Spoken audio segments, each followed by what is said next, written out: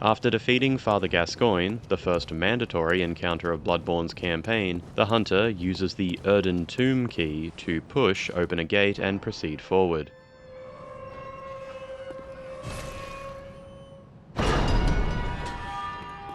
Ahead lies a corner lined with coffins and leading into the connecting path beneath Cathedral Ward.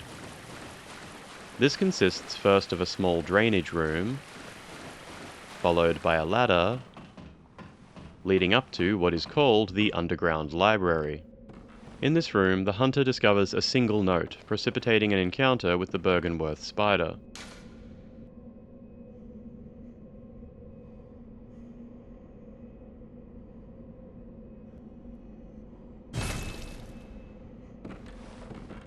Beyond this, a short spiral staircase leads further up and into Erden Chapel. While the path connecting Erden Tomb to Erden Chapel plays a significant role throughout the story, both delivering some early player guidance and late-game plot progression, there was in fact a time in Bloodborne's development where none of this existed at all. In the network test version, albeit outside of the intended gameplay boundaries, Father Gascoigne dropped a placeholder item called Great Bridge Key. Rather than pushing the gate open, a lever was placed nearby, which consumed the Great Bridge Key and opened the path forward.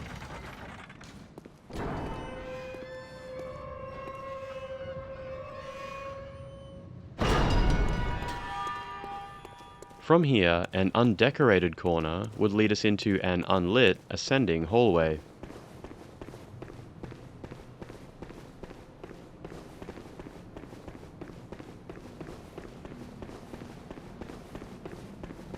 This would eventually spiral upwards through the darkness and lead players, presumably, to Erden Chapel, albeit not existing in this demonstration build of the game. A short time later, some minor changes were made to this path. The relevant key item was renamed to Cathedral Ward Key, and the gate lever was given a bright green glow.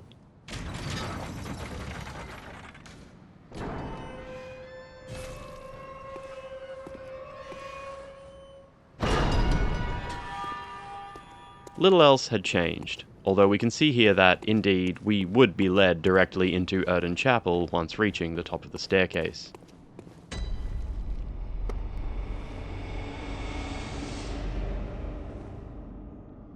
As development and polish continued, this path would receive some attention.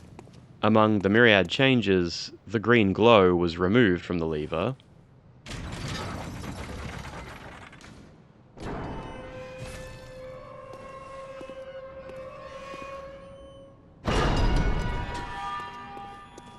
but the previously undecorated corner had now been flourished by lamplight and caskets.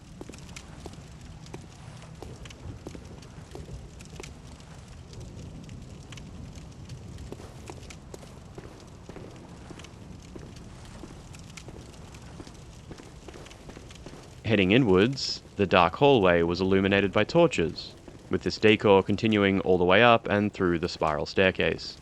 However, some technical issues with the design could be observed up to this point.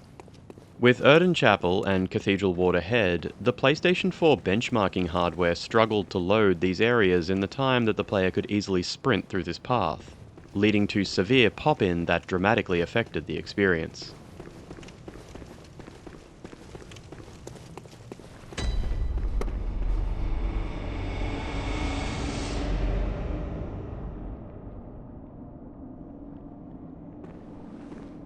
Though the deadline for Bloodborne's submission build was only 2 months away, From Software chose now to redesign the majority of this path, which I speculate may have been to solve the aforementioned data streaming issues.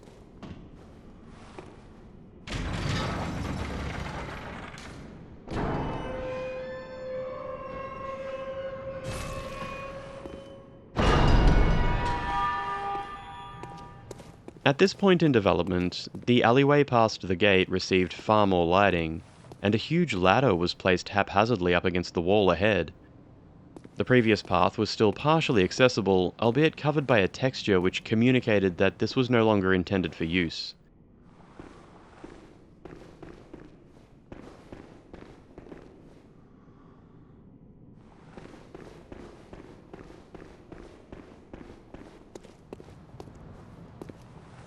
The latter slowed down the player's progression drastically as the data for Cathedral Ward began to stream in ahead. Reaching the top, players would see the earliest iteration of the underground library.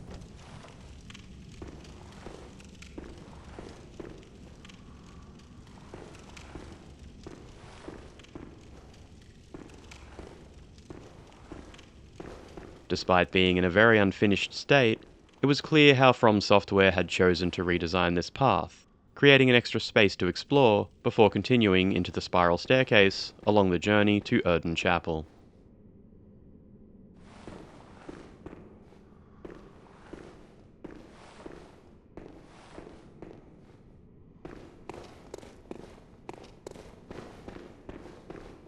And of course, across an iterative design process, the underground library would become the environment that we know it as today. One of the last steps would involve adding messages to this room, and at first there were in fact 3 notes to be read.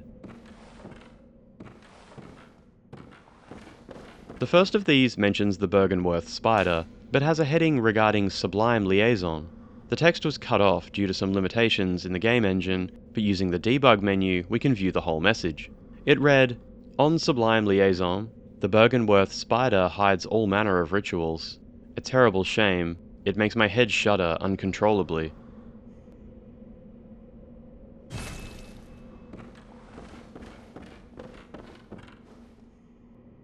A second note existed on the next table. Similarly cut off by the interface, the debug menu shows us that this one read, "On Sublime Liaison, in the Cathedral Ward, past the lower church, in scorched old Yarnum, therein lies a holy chalice, and as follows, a chance to liaise."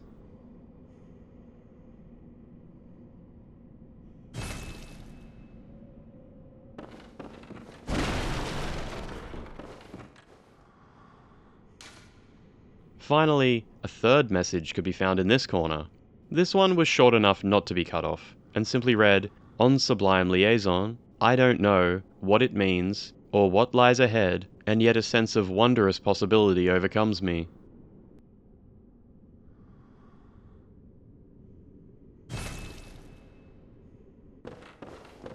With just 2 weeks left before final submission, 2 of these notes were removed, and the detail regarding a lost master was added to the one which remained.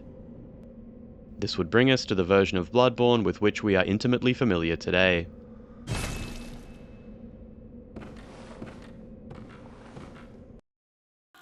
Thank you for watching. If you enjoyed this video and would like to contribute to the ongoing work you've seen here today, please consider making a once-off donation by clicking the Thanks button below this video, or becoming an ongoing supporter using the Join button. You can find more ways to follow and support my work in the description, and either way, thanks for watching, I'll see you next time.